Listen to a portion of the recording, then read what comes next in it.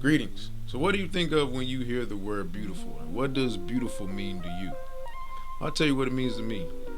A few things that come to mind are a few key words and phrases: freedom of expression, peace, hope, full of life. To me, the meaning is in the word. Be you to the full. And that's what I want to explore and talk about today.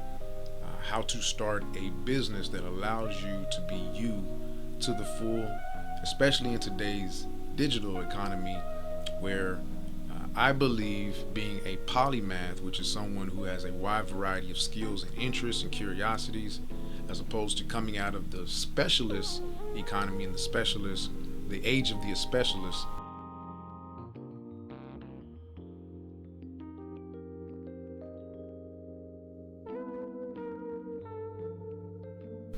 Being a polymath is going to be more essential than ever, especially in the digital economy. So, first key to remember is that business is all about problem solving. Basic business 101. Don't ever remove that from your overall motive is to solve problems. So, I like to use Venn diagrams because they are a useful tool and they work very well for convergent thinkers, which polymaths are. They're able to identify different areas of disciplines and converge those into new thoughts. So it helps you find some clarity in identifying your values, your purpose slash product, and what I call a beautiful business.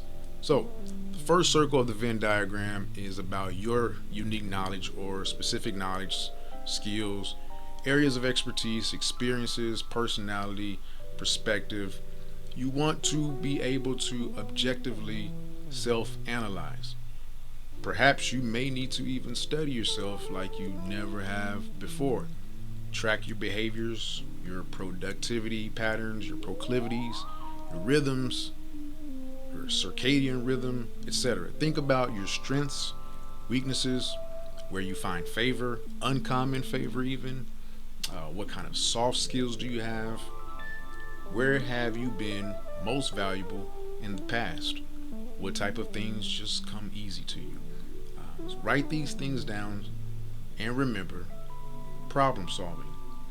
And at this point, you may have already identified a problem, and that's usually because it's going to come as a result of recalling a specific problem that you may have experienced in the past, or you may be able to identify a problem that you solve for others, usually in an effortless fashion.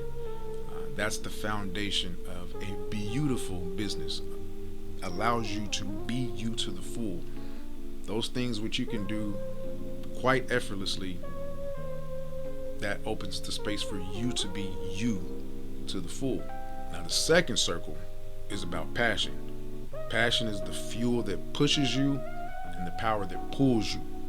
Now, we've touched on this before, but passion can also be found in what problems you have overcome and what you're passionate about helping others overcome and achieve. Where does your attention flow to most naturally? In other words, when, where, and how do you experience the most energy and are able to experience a state of flow most easily? Speaking of flow, I want to take time to acknowledge the sponsor for this video, Natural Stacks, and they're all natural dopamine brain food. Most of us are familiar with the term dopamine. It's the chemical in our bodies that helps us have focus, relentless drive, confidence, everything that we need to achieve. And we've all experienced it from one time or another. Throughout the years, we know that we've learned that the building blocks of dopamine are L-phenylalanine, L-tyrosine, along with SAM-E, vitamins B6, vitamin C. I won't get into all that. I can nerd you out. I do have a free guide, explains it all, an entire chapter dedicated to dopamine, chapter 3. Link is in the description. Now, that chemical, while naturally produced by us, usually is produced without our conscious awareness. The downside to that is that we may not be able to access it when we truly need it or truly could use it. It's not on demand. And so we tend to introduce things to our bodies, a synthetic version. And while that can have its short term benefits, it also has its drawbacks and long term implications. So that's been the dilemma, either not being able to access it or being able to access it on demand, or introducing these synthetic versions to ourselves until now with the introduction of the all natural dopamine brain food supplement. For a limited time, you can try dopamine brain food for a whole month for free. Just pay shipping and handling, totally risk free, with our 100% money back guarantee.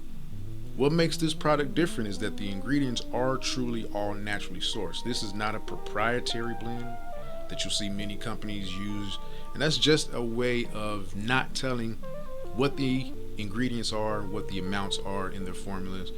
Check out the dozens of reviews, take the risk-free trial offer, and avail yourself. Link is in the bio, link is in the description.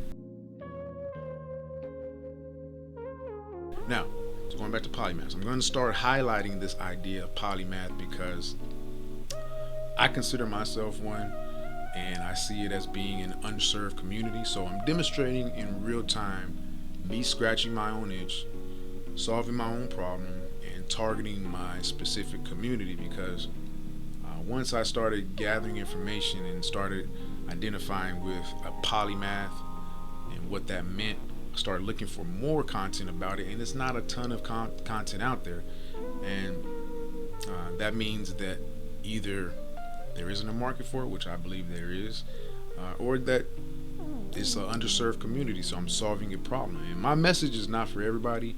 Your message is not for everybody. Your message is for the one. My message is for the one. And you might not be the one, but someone is the one for you. And I believe when the journey, the process, the work that you do is the reward, the outcome, while uncertain, will certainly be fulfilling at some point. But anyway, my passion is for being a polymath because it's who I am. I studied Leonardo da Vinci, someone from history who I've admired and studied, and I find parallels in our approach to life. He's known as the ultimate Renaissance man, and a Renaissance man is just another way to describe the lesser known way of being a polymath.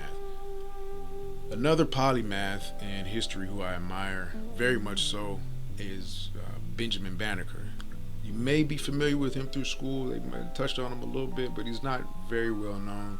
He was a brilliant free black man in the 1700s, which is rare, and he's most notably known as one of the principal surveyors that designed Washington, D.C., and that's what he would be considered most known for. But he would also be considered a polymath in that he had mastery over a number of fields, in astronomy, mathematics, science, and of course, in true polymath fashion, he was an autodidact, which means he was self-taught. He taught himself. He was a lifelong learner. That's another trait that you have to have, is being a curious learner. And another thing to note is that he was an astute businessman. He was self-published. He self-published his own almanac books that earned him a pretty handsome living as well. He did speaking engagements as an intellect. He once engaged in a correspondence with Thomas Jefferson, with Banneker being very critical of him, which was a bold move for a black man in those days. And he's well known for building a clock at age 22 that kept perfect time for 40 years until it was destroyed. So, see, I just went on a rant about being a polymath, a little background on the subject. Someone watching this found that just as interesting as I do. They find that just as interesting as I do. And the passion is being transferred, because at the end of the day, that's all we're doing, is transferring energy. That's all I'm doing right now, is hoping to transfer my energy to you. You have a willing recipient out there, aka a client, a customer, a viewer, a streamer, that is waiting for you to transfer your passion to them. Remember, problem solving. not having the right energy transferred is a problem. So you have to think of yourself as the answer to the problem that someone might not even know that they had. And that's why it's important for you to show up. So that's going to segue us into where the demand is. That's the third circle. And this is going to require you to look at the world as a market. Look at some data, develop your analytical skills, and become a market watcher and then a market maker. A market maker, that's a more of a stock market term. I trade options, so it's someone who is able to recognize where something is or can be bought and sold, and then they fill the gap in the middle. You've heard the phrase, the money is made in the middle. They make the market. Usually, you'll hear that in reference to the stock market, because every exchange has what they call market makers, middlemen basically, who just facilitate transactions, collect the spread in the middle, and they're able to do this because they have access to uncommon and undisclosed information, so they are able to literally make the market. That's key. Undisclosed and uncommon information. You having your unique experiences, your unique knowledge, specific knowledge, have uncommon and sometimes undisclosed information, so you are able to literally make your own market. It's a beautiful business. That's beautiful. A beautiful business is one where you can make your own market. What is more beautiful than being able to be you to the full by making your own market? Where there's a demand, there is a market. Remember that.